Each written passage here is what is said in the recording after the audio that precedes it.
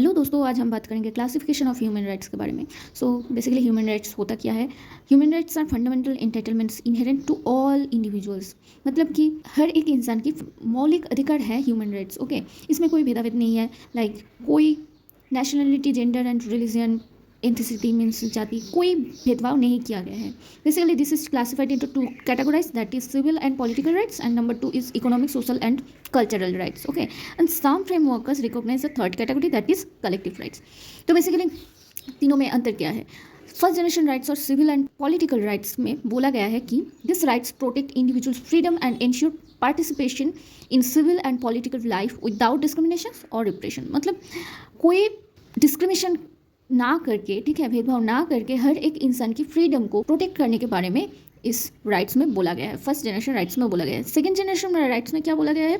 This rights are centred on quality and the provisions of basic necessities for all individuals. मतलब हर एक इंसान की बेसिक जो नीड्स है उसको बेसिकली इस सेकेंड जनरेशन राइट्स में बोला गया है, ठीक है। एंड थर्ड जनरेशन राइट्स में क्या बोला गया है? This rights focus on groups and communities emphasising collective wellbeing and shared responsibilities. Okay, हर एक ग्रुप एंड ट्राइब, कम्युनिटीज़ हो गया, सबके जो कलेक्टिव वेलबींग है इसके बारे में थर्ड जनरेशन राइट्स में बात किया गया है। सो नाउ फिर से फर्स्ट में आ गया। फर्स्ट जनरेशन राइट्स में क्या? This is also known as the negative rights. Why negative? क्योंकि they require the state of refrain from interfering in individual's freedom. हर एक इंसान की फ्रीडम में कोई हस्तक्षेप ना करे, यही बारे में बात किया गया है जी। मतलब जैसे कि ना शब्द और वर्ड यूज़ हुआ है, सो नेगेटिव हो गया, इसको नेगेटिव राइट्स में कोई कोई बोलते हैं।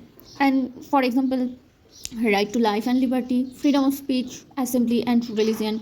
देन हो गया right to vote and participation in government. Okay, so right to fair trial and due process etcetera. Now second generation rights में आ गए। This is also known as the positive rights. क्यों? Because they requires active interventions by the state to ensure their fulfilments. मतलब हर एक इंसान की, ठीक है, राइट्स को प्रोटेक्ट करने के लिए जो जो किया जा सकता है सब राइट्स में करने के लिए बोला गया है।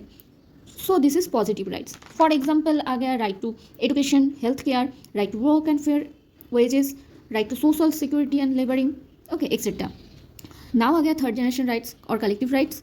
This is also known as the solidarity rights. Okay, and basically इसमें क्या बोला गया है? They are often associated with the global cooperation and environmental substantiality. Okay, environment हो गया, ग्लोबल कोऑपरेशन हो गया, सबके बारे में ये राइट में बोला गया है, ठीक है, एसोसिएट किया गया है। For example right to development आ गया, इन्वायरमेंट राइट्स आ गया, right to peace etcetera. Okay, so basically these are the classifications of human rights.